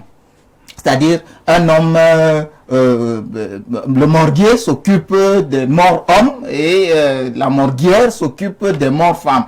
C'est une qualité que nous devons partager. Et du coup, pour moi, c'est un bon métier. C'est le métier de la foi. Parce qu'aujourd'hui, même vos propres morts vous font peur. C'est-à-dire, même vos propres morts vous font peur. C'est pour ça qu'on est en train de mystifier la notion de morgue et on se dit qu'il faut être sorcier. Non, il ne faut pas être sorcier. Il faut avoir évacué spirituellement un certain nombre de préjugés et avoir beaucoup appris de la vie pour comprendre qu'en réalité, l'homme naît et il mourra. Et quand on est dans une société, on doit en réalité chacun prendre soin de l'autre. Il y a, et ça peut-être on le vit de manière quotidienne. Ces morts, ces gens qu'on retrouve, dont on retrouve les cadavres dans les forêts et autres, on ne les amène pas dans les morgues. Il faut trouver un mécanisme pour très rapidement les enterrer. Moi, je vais vous dire, je vais vous raconter une petite histoire. En quelques secondes. En quelques secondes qui, moi, m'a appris à faire des choses. J'ai un enfant, à un moment donné, je crois qu'il y a 2 ans, qui s'est fait écraser par un camion. C'est-à-dire, votre enfant sort de la maison et revient le soir, on vous dit que l'enfant a été écrasé. Vous voyez que ça devient difficile. Il faut vous-même commencer par identifier le corps de vos... C'est à ce niveau-là que ça commence. Donc chacun doit être morguier et je vous souhaite d'être de bons morguiers ici. Je ne suis pas dans tes choix là. Pour pouvoir prendre soin de la famille. Donc la morgue c'est... Non, les métiers de... Ça, un terme là. Oui, c'est Bleu qui connaît bien le terme là. La thanatopraxie. Voilà, exactement. Donc, il faut la connaître, il faut la maîtriser. Très bien. Jeanne Vendant, je vous passe rapidement la parole parce que vous êtes une dame. Alors, vous faites connaissance d'un homme. Vous vivez pendant 6 mois, peut-être même 1 an. Il y a des couples comme ça, hein, entre guillemets. Tu ne sais pas exactement même ce que ton homme fait, ou alors il te dit qu'il fait dans les affaires. Parce que c'est habituellement l'expression usuelle, je fais dans les affaires. 1 an plus tard, toi tu vas à une levée de corps à l'hôpital central, c'est un hôpital qui me vient en tête, et tu découvres ton homme, ton copain, qui est en train de faire le travail du morguier. Quelle sera ta réaction? Ici, ça me fait rire. Ah bon? Déjà, moi-même, j'ai effectué à la morgue. Vous avez travaillé à la morgue? J'ai fait un stage professionnel. Que lorsque mon établissement m'a envoyé à l'hôpital gynéco de Yaoundé, là, j'étais envoyée comme étudiante professionnelle sur le plan des ressources humaines. Et mon chef, qui était Madame Aka, elle me dit non, on va t'envoyer aux affaires générales. Et dans les affaires générales, Toi, tu n'as pas compris d'abord ce que c'est que les affaires générales. J'étais enceinte. Chose curieuse. Je n'étais jamais passée dans une morgue. Bon, peut-être quand ma maman était décédée, mais j'étais encore toute petite. Donc je ne connaissais pas. Je suis partie, j'étais avec une collègue, Berline, qui est à Douala actuellement. Quand je suis arrivée à la morgue, le premier corps que j'ai vu, c'était un papa. Il avait fait un accident, il avait la tête fendillée. Et le major de la mort, c'était M. Moukouri et Bénézé, dont je salue. Ils sont arrivés, j'ai vu, j'ai pas pris peur. Pourquoi? Parce que je me suis dit que la personne dormait. Mais c'est juste que la personne ne pouvait pas se lever. J'ai pas pris peur. Et nous avons continué comme ça. Je venais là pendant 3 mois parce que mon stage, il était de 2 mois. Ça devient un peu intéressant là. Lors de ce fameux stage, vous avez donc lavé les corps? Oui, j'étais là avec Ebenezer, le major. Est-ce que vous avez lavé les corps? Bien sûr. Vous les avez habillés? Non, c'est pas moi qui ai habillé parce que c'est étape par étape. C'est pas moi qui. Mais vous les avez quand même lavés? Oui, j'ai lavé. Et vous n'avez pas peur? Il y avait une petite fille de 9 ans. Oui, je n'avais pas peur. Non, une petite fille de 9 ans, bon. Oui, il y avait une petite fille de 9 ans. Mais vous avez quand même lavé aussi des papas de 50, 60 ans, 70 ans? Non, pas du tout. Pas du tout, parce qu'il y avait une série de chefs. C'était, je vous parle de 2015. Hein. Il y avait une série de chefs qui avaient fait un accident sur la route des Bebda. Ils étaient arrivés. Parfois, ici, si je découvre que mon homme est un morbier, ce n'est pas un problème pour moi. C'est peut-être parce que tu as la télé, hein? Non, non, pas du tout. Mais elle-même a été là-bas. C'est parce que toi, tu as d'abord exercé à la morgue. Parfois, ici, j'y vais le lundi et le mardi, parce que moi, je vais pour une incinération des déchets hospitaliers. Et je suis avec mes amis Evina Eric, je suis avec Ondoa, je suis avec Disons donc que tu es habitué à ces choses. Oui, je suis habitué à être là-bas. Je suis habitué à être là-bas tous les lundis et les mardis. Je suis avec mes amis morbiers. Et c'est un métier que j'aime beaucoup. Parfois ici. Et pourquoi tu n'exerces non pas là-bas? Je n'exerce pas. Pourquoi? Parce que... Tu as posé comme une demande? Non, parfois ici, je n'ai pas posé de demande. Parfois ici, je suis chef d'entreprise. Et quand je vais à la mort, c'est par rapport à mon entreprise. Et j'aime bien arriver là-bas. Parfois, j'aime bien arriver là-bas. Pourquoi? Parce que lorsque nous regardons quelqu'un qui est couché, la personne peut plus se lever, nous arrêterons ces histoires. Tu sais qui je suis, tu sais qui je suis, tu me fais ça, je te fais ceci. Parfois, ici, arriver à la morgue. Vous allez trouver quelqu'un qui est couché, qui tonnait un peu de partout. La personne peut plus se lever. Vous qui n'étiez que rien devant ses yeux, c'est vous qui allez le porter. C'est vous qui allez le laver. Donc, moi, j'encourage tous mes amis morguiers, surtout Evina, Eric, Ondoa. Ce sont des gars que j'aime beaucoup. Lorsque nous arrivons, nous voyons ces corps, parfois ici, nous comprenons que la vie n'est rien du tout. Il n'est que zéro. Donc, c'est un métier, si je découvre que mon gars est comme ça, je vais l'encourager. Je vais même l'accompagner. Parce que si c'est le jeudi où il y a une inhumation, parfois ici, allez-y. Vous n'allez plus jamais dire, tu sais qui je suis, mon père est machin, machin. Rien que 5 minutes de coup de souffle. Parfois ici, vous arrivez à la mort, c'est un lieu qui est à fréquenter. Il faut souvent aller là-bas, parfait. Merci. Yaya Bello, vous rencontrez une dame. Une jeune fille, très jolie, comme vous les aimez, je présume. Vous cheminez pendant un temps. Et un beau matin, tu découvres que son travail, c'est qu'elle travaille à la morgue.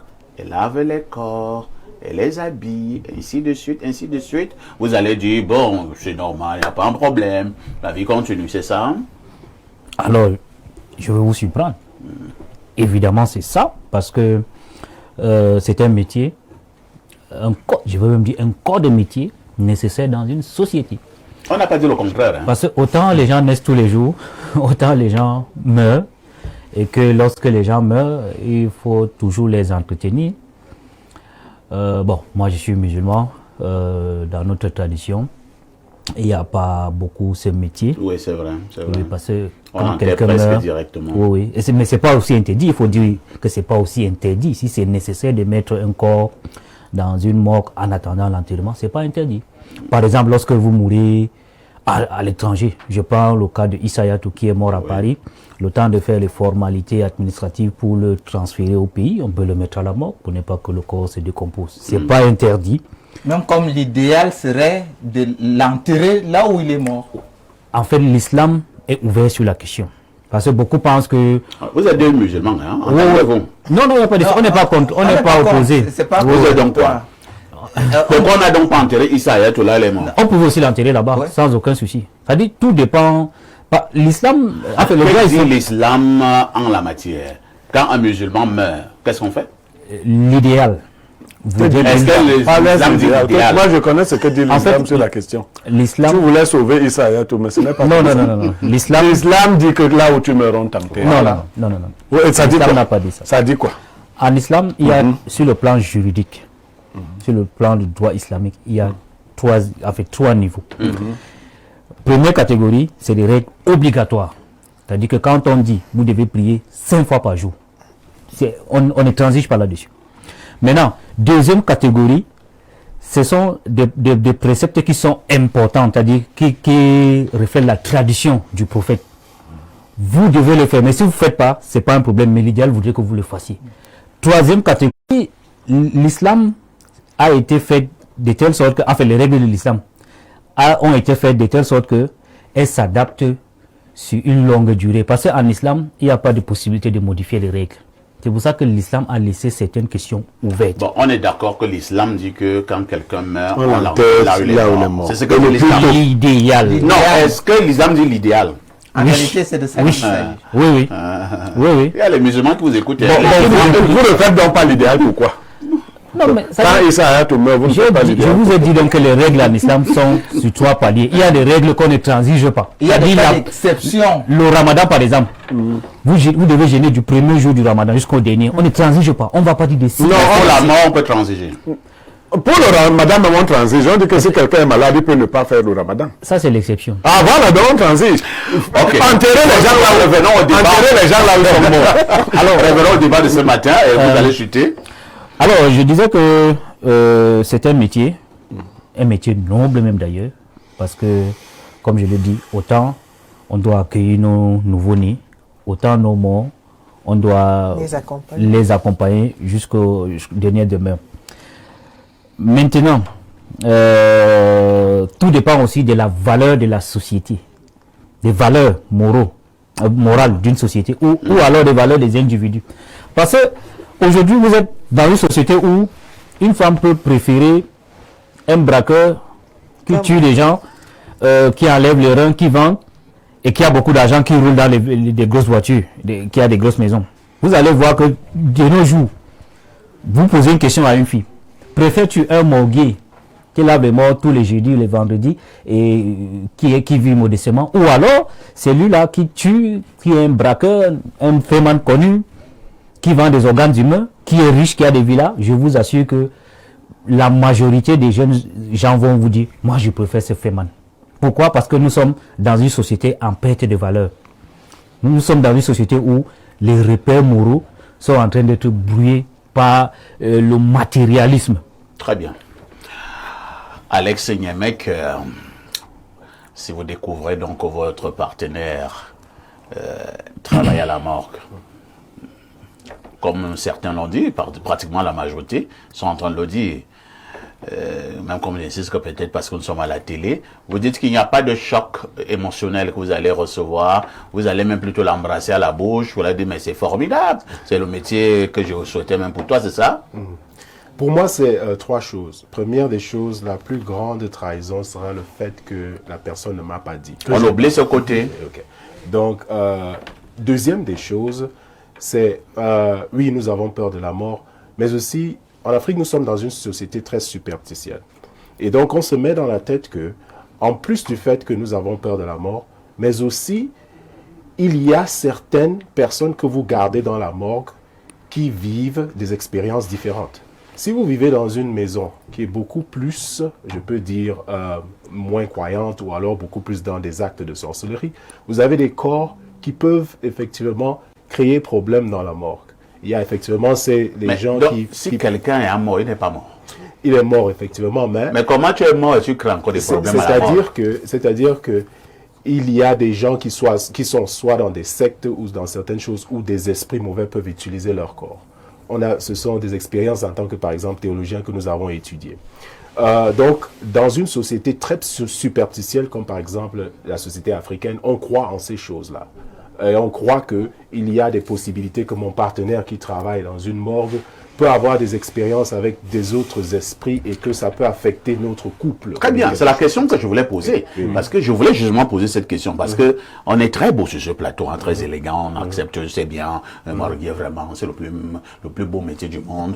Jeanne veut m'embrasser tous les morguiers du Cameroun, et tout. Alors, allons vraiment en profondeur. Un monsieur qui a pour métier manipuler les corps au quotidien, est-ce qu'il n'y a pas quand même un problème d'honte que ce monsieur peut aussi entraîner avec lui lorsque il est ton partenaire ou bien ta partenaire? Oui. Oui, et tout ça commence dans la société dans laquelle nous vivons.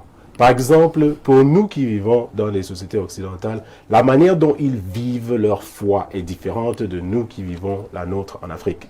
Donc en Afrique, avec ce que nous voyons, il y a des possibilités que nous soyons en contact avec des esprits qui ne sont pas, qui peuvent créer problème dans nos familles. Voilà pourquoi c'est important de parler de ces choses-là.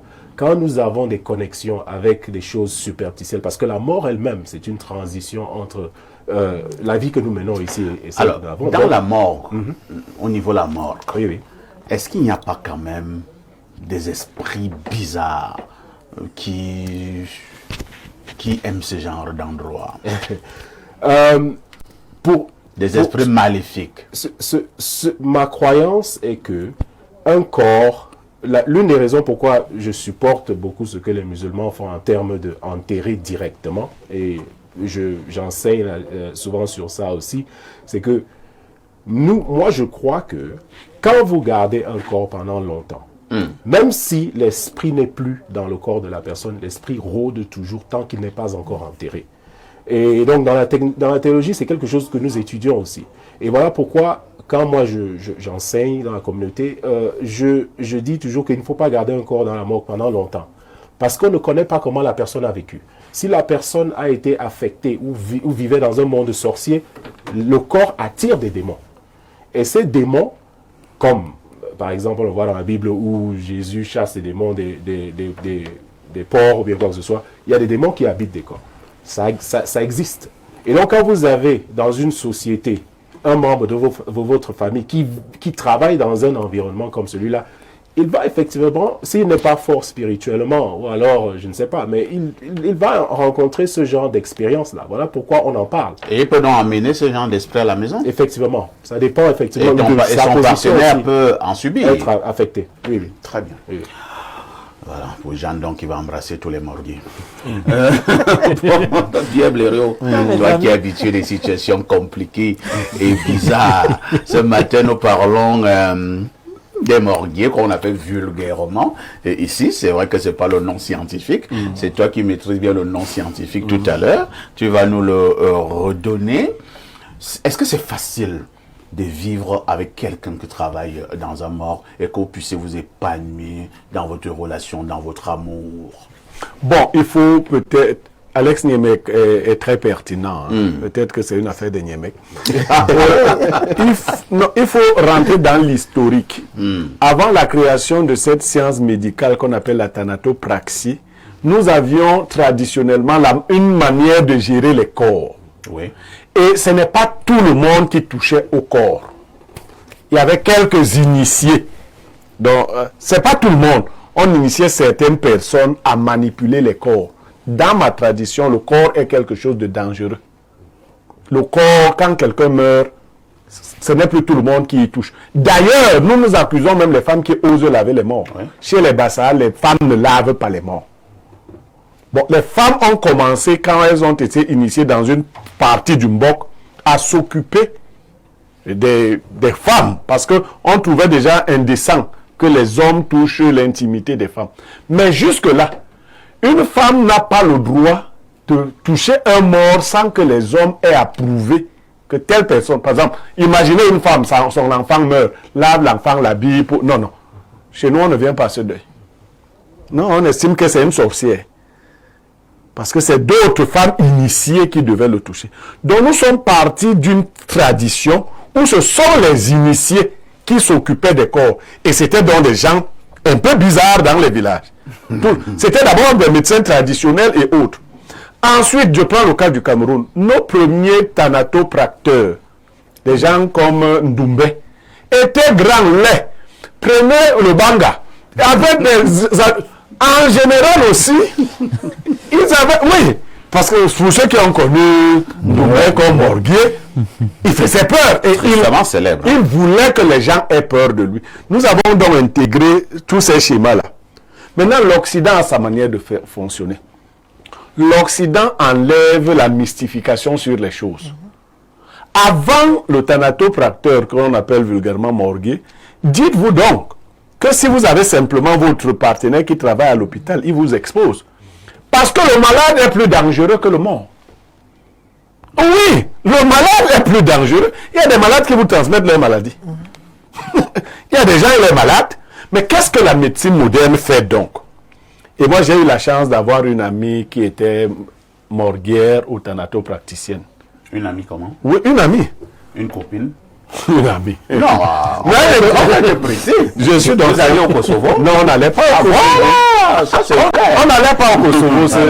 C'est une amie. Elle était limitée. Non, elle était limitée. Voilà. Qu'est-ce qu'elle me dit? Première chose, elle a été formée. Elle n'a pas été formée par l'Ndoumbe. Elle a été formée dans une école. La première chose qu'on lui a enseignée, c'est que ce que nous appelons le corps s'appelle là-bas le déchet. C'est choquant. Hein. Ah. Et je lui dis, mais comment on peut appeler le corps de quelqu'un le déchet? Elle me dit qu'on nous met dans une certaine psychologie pour que nous traitions ces gens-là avec détachement. C'est comme ça. Il faut d'abord se familiariser avec le déchet, me dit-elle. Donc, on vous amène là où il y a les déchets, vous familiarisez avec les déchets, vous manipulez les déchets. Ça fait que, quand même un corps serait compliqué, s'il fait ces petits trucs, un thanatopracteur lui dit, mon frère, je ne suis même pas de ta famille, je ne suis pas de ta lignée, je ne suis pas dans tes trucs-là. Si tu veux faire ça, tu iras faire ça quand quand il va finir de t'habiller, tu iras faire ça au village. Et vous voyez, psychologiquement, ça les met en confiance. Ce ne sont non plus ces anciens initiés qui avaient mangé les trucs du village, qui étaient blindés et autres. Il faut les ramener. Aujourd'hui même, c'est des jolies filles hein, et des hommes beaux. Avant tous les... Bon, il y a le thanatopracteur, mais il y a aussi le croque-mort. Le croque-mort, c'est l'individu qui conduit le corps jusqu'à la mort. C'est pas celui qui croque le mort? Non, non. Lui, c'est le croque-mort. Alors, voilà, parce que c'est des médecins, une série de métiers. Alors, avant, c'est comme si on les sélectionnait parmi les gars les plus laids, les plus bizarres. Tu vois quelqu'un avec des dents comme Dracula. On dit que c'est le morguier du village. Aujourd'hui, c'est des gens, vous ne savez même pas qui est le croque-mort, qui est le thanatopracteur de l'hôpital. Hein. On voit un beau garçon comme Alex. C'est lui qui s'occupe des corps. Donc, il faut mais là où je voulais chuter, quel que soit le métier que vous faites, si votre partenaire vient à découvrir, ça veut dire que soit vous ne lui avez pas dit que c'est le métier là que vous faisiez, il faudrait bien que le partenaire sache à quoi. Moi, je n'ai pas de problème avec les corps. Mais par principe, moi, je ne m'approche même pas des corps. Pour d'autres raisons. Mais je n'ai pas de problème avec les corps. Quelle raison? C'est personnel. Je ne vais pas ouvrir mon ventre ici. Mais pourquoi tu laves donc tu as dans ton Non, c'est pas donc passé. Bon, ok. C'est le réflexe du journaliste. Voilà, le bon réflexe. Non, je vais peut-être pour la spiritualité. Moi, je vois les gens être très engagés à aller à la morgue voir les corps. Ce n'est pas une affaire de peur, c'est une affaire de connexion. Vous qui aimez trop les corps là, j'ai des tantes, tous les jeudis, elles sont abonnées. Il y a des connexions que vous faites avec certains corps sans vous en rendre compte. Moi, je veux pas de connexion. J'approche les corps que je connais. Je ne fais pas de connexion. Ça, c'est simplement pour ceux qui sont allés donc regarder les corps. À plus forte raison, ceux qui traitent dans les corps. Ceux qui traitent dans les corps ont besoin eux-mêmes d'un certain traitement. Cela signifie donc que ce n'est pas un métier comme tout le reste. Non, mais c'est... Attends. Ça ne peut pas être un métier. Les gens sur ce plateau m'ont dit que c'était... Non, ça ne... On pouvait danser ensemble. Le thanatopracteur. Non, le thanatopracteur ne va pas accueillir ses enfants. Non, ils sont des hypocrites sur ce plateau. Le thanatopracteur ne va pas accueillir son enfant de 5 ans à l'intérieur de la morgue quand il est en train de travailler. Et pourquoi? Parce que c'est un milieu qu'il faut... dans lequel on entre étant suffisamment aseptisé. Voilà. Non. Et quand tu as fini de travailler, il y a un certain type de lavement, c'est comme ça qu'on appelle ça, qu'il faut faire à la fois physiquement et spirituellement sur toi-même. Maintenant, quand tu as un partenaire et que vous voulez vibrer à la même dimension parfaite, si ta femme est thanatopraticienne, ce qu'elle doit faire, c'est de t'amener, toi tu l'es déjà, à être homme. Parce que côtoyer quelqu'un qui touche les corps, ça peut t'influencer, ça peut te secouer. Donc il faut que toi-même tu sois homme. Chez nous, donc, dans ma tradition, il y a des initiations qui te permettent donc de devenir homme et de toucher les corps. Parce qu'il y a corps et corps. Et ils ont parlé des corps. C'est pas une affaire de vieillard. Par exemple, quelqu'un mort des suites d'accident n'est pas un corps qu'on touche n'importe comment. Avec le tchoche et les bébés. Tu ne viens pas. Vous verrez que certains corps disent non. Quelqu'un qui s'est pendu. C'est les initiés qui touchent à ce genre de corps. Tu ne viens pas seulement là et papa est mort. Il y a des corps qui ont emporté les vivants. Tu trouves que ton père s'est pendu alors que la sorcellerie lui avait demandé de se pendre. Tu viens, mon père est mort, tu tombes sur le corps, tu pars. Donc, l'homme mort n'est pas un homme simple. Lisons les nombreux messages ce matin. Bonjour, le Info TV de la modération. J'ai une demande. Est-ce possible de fixer aussi un jour pour parler sexualité? Ou peut-être pas toute une journée, mais une rubrique de temps en temps. Pour les jeunes, ce sera super instructif, pédagogique et bénéfique. Merci d'avance. Je pense que nous le faisons quand même ici. Hein. Peut-être qu'on n'a pas encore formellement mis sur pied une rubrique, mais nous le faisons déjà. Ça attire aussi trop de problèmes. Hein? Parce que quand tu parles de sexualité, les gens croient que tu peux résoudre les problèmes de sexualité. Autre message ce matin, allons au plus 49, il s'agit de l'Allemagne. Alors, bon vendredi, l'Unkuta, le casse-tout de la modération. Merci pour toutes les thérapies que vous proposez dans votre grand hôpital. Avant de réagir sur la thématique du jour, je tiens à vous dire que j'ai 1 an de plus ce jour. Le partage du Namwan se fera ultérieurement. Je vous le dirai en off. C'est entendu. Concernant la thématique du jour, je partage le point de vue d'Eric Achille, celui qui est né au village et est arrivé en ville par accident. Je puis vous dire qu'ici, la mort est banalisée et le métier de thanatopraticien est un métier ordinaire comme tout autre. Ce métier nourrit son homme et l'épanouit totalement. Si mon partenaire exerce ce métier, je n'aurai absolument pas de problème, car demain ça pourrait être moi le prochain corps. Nelson depuis Darmstadt en Allemagne. Le fils aîné d'une fratrie de 15 dont le père est casse-tout. Ah bon? Léo, vous avez un fils en Allemagne? J'ai des enfants partout. C'est pas aujourd'hui. Autre message. Alors plus 86 ans, c'est quel pays là? Plus 86, c'est pas la Chine? C'est la Chine. Que dit le téléspectateur de la Chine? Bonjour Perfecto et au panel. Niemek ne s'approche pas des morts. Doit-on comprendre qu'il n'est donc pas homme? Bon vendredi à tous. Non, vous n'avez pas bien compris Niemek. Autre message. Je suis pas homme. Bonjour Parfait ici ainsi qu'à ton panel. Je fais quoi? Qu'est-ce qu'il dit? Je fais sans les déplacements des restes mortels. Ou bien vous l'avez dit, je fais dans les déplacements des restes mortels. Oui, je fais dans les déplacements. Dans les projets de construction des routes où il faut déplacer les tombes qui sont sur l'emprise des travaux. Effectivement, notre approche est celle de Blériot, à savoir que nous n'avons rien en commun avec le mort. Nous le considérons comme un bois mort pour bien faire notre travail sans arrière-pensée. C'est Lucas Mbala depuis Mwamba qui envoie donc ces messages. Pareil pour les chauffeurs de, comment vous appelez ces voitures-là qui conduisent? Corbillard. Le corbillard. Si tu n'as pas cette mentalité-là, tu vas te connecter au mort. Et le mort peut t'affecter. Alors, Papou qui est toujours en train de nous amener dans des choses compliquées. Voilà ce que Papou dit. Papou, t'es pas sérieux. Je vais lire. Bonjour Espace Mini. Bonjour Monsieur Aïssi, le premier morgué de la modération. Bonne journée. J'ai dit non. Autre message ce matin. Bonjour Parfait, le king de la modération. Celui qui travaille à la morgue n'est pas simple. Plus qu'il y a les morts qui se lèvent la nuit pour jouer. Donc, ceux qui travaillent là-bas sont sorciers et ont les doubles yeux. C'est Olivier Somme depuis Yaoundé. Je voulais vraiment que... C'est vrai que Blériot a commencé à aborder ce volet, mais que nous puissions l'aborder aussi, certains, les uns. Alors... Eric Achelka, est-ce qu'on peut travailler à la morgue? On a beau dire que non, c'est un métier comme le reste, ainsi de suite. Est-ce qu'on peut travailler à la morgue? Je vais parler comme mon village, étant simple. Est-ce qu'on peut travailler à la morgue n'ayant pas ce qu'on appelle chez nous les petits livous? Oui, encore que ce qu'on appelle hivou chez les petits, c'est quelque chose de positif qui est différent de ce qu'on appelle le mbeu, par exemple.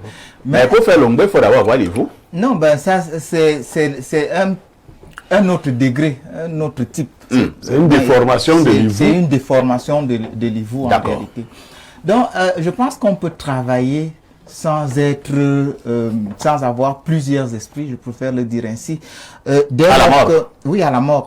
Et quand un cadavre va donc se lever la nuit, il commence à danser, le mendiant. Non, le cadavre ne se lève pas. Il y a la notion de djinn, il y a la notion d'esprit par exemple. C'est-à-dire, autour d'un individu, il y a une histoire. D'un homme, il y a une histoire. Il y a des djinns. Les djinns, il y a des esprits qui accompagnent l'homme, il y a des anges qui accompagnent l'homme au courant de sa vie. Maintenant, quand cet homme arrive à décéder, il y a toute une histoire qui a constitué son existence en rapport avec les esprits qui sont autour de lui. Et du coup, je préfère faire une digression pour que vous le compreniez mieux. Il y a un parent dans mon village qui est décédé et qui avait dit qu'il ne voulait pas qu'on mette son corps à la morgue. Ses enfants ont dit, ben vraiment, il y a tel qui est en France, tel est en Europe, il faut vraiment patienter. Ils ont mis le corps à la morgue pendant plus de 2 mois. Et à chaque fois, le père, qui était lui-même initié, parce que l'histoire dit que le monsieur était né femme, on l'a amené dans une forêt mitoyenne pour faire de lui un homme. Donc quand il prescrit, il donne une instruction, il fallait bien la respecter. Malheureusement, ils ne l'ont pas respecté, les enfants ne l'ont pas respecté. Il a fallu qu'un autre patriarche aille pratiquement toutes les semaines lui dire, parce que son esprit se baladait à la morgue, hein, c'est dans une morgue ici à Yaoundé, où vraiment c'était un mort pas comme les autres morts. Et pour pouvoir disons simplement que c'était un gros sorcier qui était mort. Pourquoi compliquer les choses? Et pour pouvoir... Un gros sorcier est mort et on avait peur qu'il dérangeait les gens. Et justement, pour pouvoir faire face à ce type de cadavre à la mort, il faut être préparé. Mais maintenant, donc, le problème, c'est l'histoire que nous, on a avec nos morts. Parce que c'est un